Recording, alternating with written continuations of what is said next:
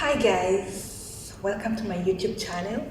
My name is Catherine and I talk about various topics. Today I'm going to tell you about the African women's curse. Why do I call it the African women's curse? Well, most women have it, but not Africans only, but majority of African, the highest number is found in the African women. And these are the monsters that grow on the uterus or in the uterus of a woman called fibroids. It's a curse, I say it's a curse of an African woman. And then the problem is that most African women don't know what it's all about. And so they always think about witchcraft. They think they have been bewitched or something because it's just African thing in witchcraft that when you have the side effects of a fibroid, most likely it will come with barrenness, most likely, because it's very hard to have a baby when you have things in your womb blocking the passages for conception. You will have heavy menstruation periods. And when I say heavy, I mean heavy. As in, heavy meaning it's like a water flow. As in, open a tap and there you are. As I say, the normal menstruation is like two teaspoons. But this one, it can be like a whole jug of water and not just coming out at intervals, coming out like a drainage. It is a real curse. The women, they will suffer from cramps, as in they feel like they need to go for a long call, but it is not the long call. It is just these monsters that are either inside or outside of their uterus, called fibroids, are pressing on their pelvic area, making it feel like they really need to go for a long call. So you can imagine you're having this pressing feeling of going for a long call, but you cannot. It's not the long call, it's just something. It's a permanent feeling, comes once in a while. And then sometimes you see them with big tummies. That's why you should not start mocking some ladies who have very deep, big tummies. It's not their wish. It's a sickness. They have tumors in their tongue, in their uterus, called fibroids. Normally, these things are hereditary or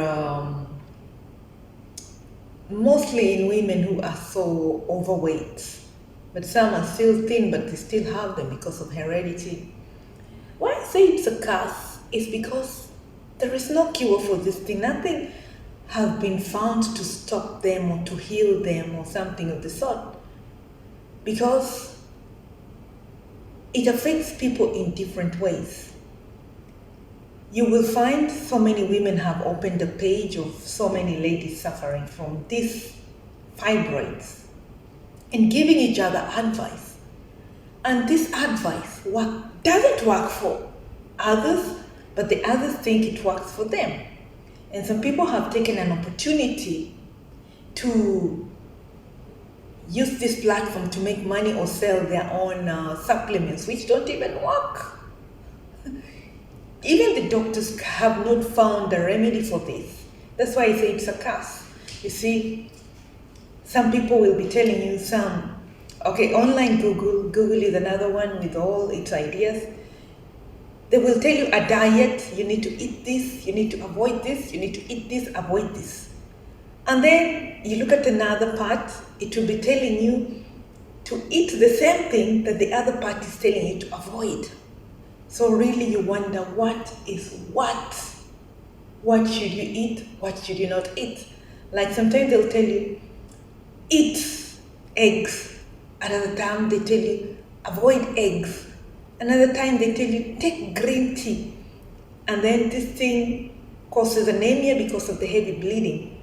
So the green tea will stop the effective intake of anemia. So this is why I say it's a curse.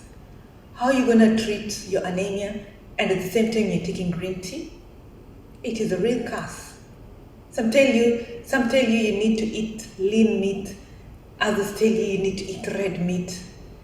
I tell you, this is a real curse. And then some will tell you avoid dietary products. Others tell you take dietary products. Others will tell you eat brown bread. Others will tell you avoid brown bread. What should the African woman do? Drink water only? Intermittent fasting or what? Just drink water for your life? How are you going to survive? You'll be a walking skeleton or what? All the minerals that you're losing when you're losing all the blood because of these fibroids. How is that going to help you by fasting? It's not going to help in any way. Then we come to the doctors who want to make money out of surgery. They will tell you need to have a surgery. They will tell you need to have a surgery. Let me tell you, surgeries for these things are not so successful because they will grow back. And when they grow back with a vengeance. They will grow back with a vengeance. So it is not a very good situation for the women. And then they tell you this thing is not dangerous because they're just benign tumors. They're not cancerous tumors, So they're not dangerous. They tell you cannot die out of this. Well, you might not die because of the tumors, but you might die because of the symptoms it causes. You imagine a tumor pressing on the other organs of the body, pushing them and making them not function the right way they're supposed to function. What do you expect? You will die. So what happens normally is, to make the curse worse even, most of the people remove their uterus. That's the only way out. You don't have a uterus. That's the only way to avoid it. And that means that they will have nowhere to grow. That's the only way you can get rid of this stuff, this curse, which makes it worse even. And you know what the doctors will tell the women? Well, once you remove the uterus, there are no side effects. And there are side effects, I think. Because, of course, first of all, your physique will need to change because other organs will occupy the place that the uterus was. They will occupy that place. Imagine if you had hips, suddenly your hips become flat. Would you love that? This is the real curse to the African. And they're really looking for a solution. It's not just the Africans, but the Africans have the biggest number of ladies suffering from fibroids, the uterus fibroids, which are a menace. I tell you. We are told, eat a lot of fruits, eat a lot of iron, eat a lot of what and what. People will still go to the extent of eating all this stuff, but nothing happens. Others will be told, have a baby. But look around, even the women with babies still have this stuff. Others will be told, wait until you reach menopause and they will shrink. Look at the women in their 56 and everything and above. They still have them. What is the solution to this stuff? If anyone knows, put in the comment section.